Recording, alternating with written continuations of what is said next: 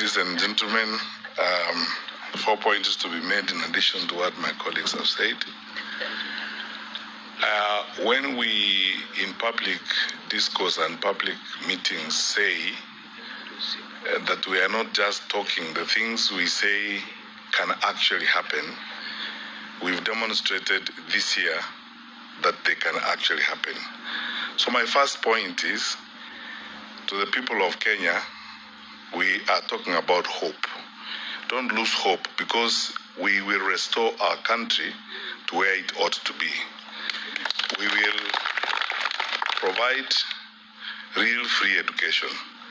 The fear I have, I've not looked at the most current data, is that our dropout rate in schools could very easily have gone back to the pre-Kibaki days because of the number of children who cannot access education.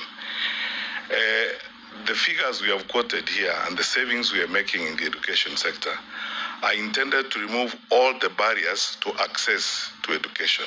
Because for a country of our size that has got the aspirations that we have, we cannot afford to have barriers to access to education, whether they're in levies, in fees, and all that kind of thing.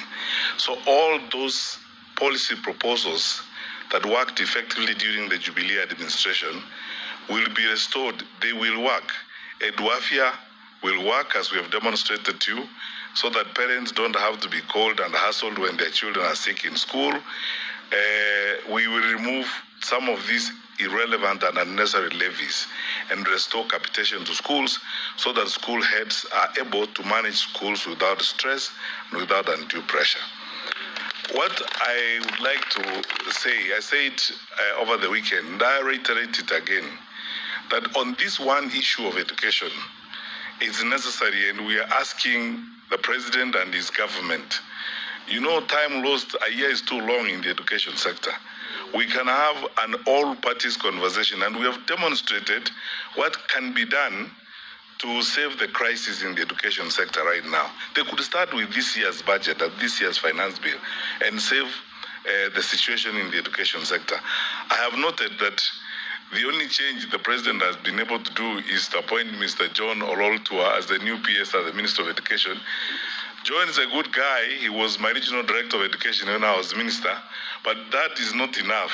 They need to have a different mindset in the way in which they are looking at the education sector so that we can save our children and our parents, and most importantly, our teachers from pain. Point number 2, discipline is destiny. There is no way we are going to manage ourselves as a country outside of effective discipline. The level of wastage in government is unbearable.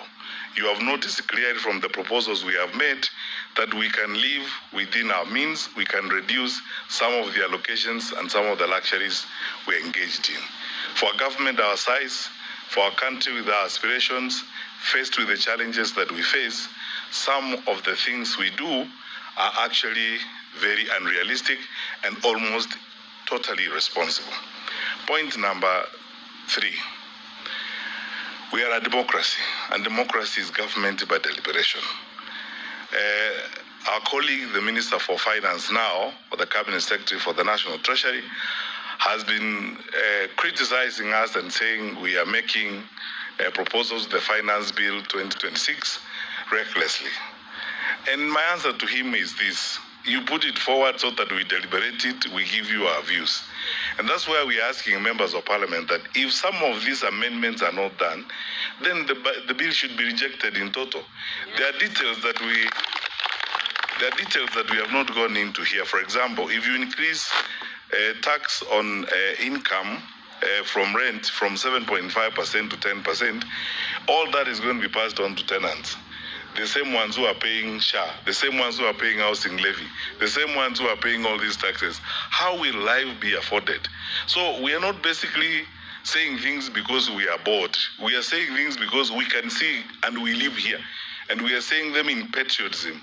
And our colleagues, our fellow citizens who are in government, need to also, with the same attitude, the same positive view, take our proposals very seriously and take them in their stride and see what can be done. And I don't think, although Honorable Kalonzo Musyoka and Rigathi Gachagua did not say this. I don't think that the United Alternative Government is opposed to a conversation. Our members of parliament who are in parliament, I'm sure will be very happy to have a conversation on how these measures can be changed and these proposals can be changed in Finance Bill 2026 so that we can have a palatable situation. He asked how I was in cabinet for 10 years and we passed finance bills. We debated all the time. We negotiated all the time. In fact, in most cases, we gave away a lot. Sometimes it's a give and take, and government should be prepared to go to parliament and sometimes listen to the members of parliament, accept to lose here and lose there, reorganize here and reorganize there and readjust so that we can go forward in a manner that is essentially bearable for all of us. Finally, I don't think we are going anywhere if we adopt this attitude, like I have seen in some of our government officials, of behaving like we don't have a right or a role to point out these things. Who are you governing? You are governing us. Na sisi sio kondoo. We are human beings. We have views. And then when we give these views, please take them. We are your brothers also. We are not expatriate Kenyans. We are Kenyans in our own right, and we are telling you these things because we believe in them. And in that same vein, I would like to encourage our leaders, first from those who are in the National Assembly and in the Senate, in the United Alternative Government, to push hard with these proposals. Because all these things we have proposed here, if you don't take them to the floor of the House and read Finance Bill 2026 against these proposals, then what we are doing here is just a political exercise. So I would like to request our brothers and sisters who are in the two houses to carry these proposals with them and read Finance Bill 2026 side by side with the proposals we are making. And in the event that our fellow citizens who are in government will not listen and make these amendments, my recommendation strongly, like that of all right-thinking and positive-thinking Kenyans, is the Finance Bill then should be rejected in total. Thank you.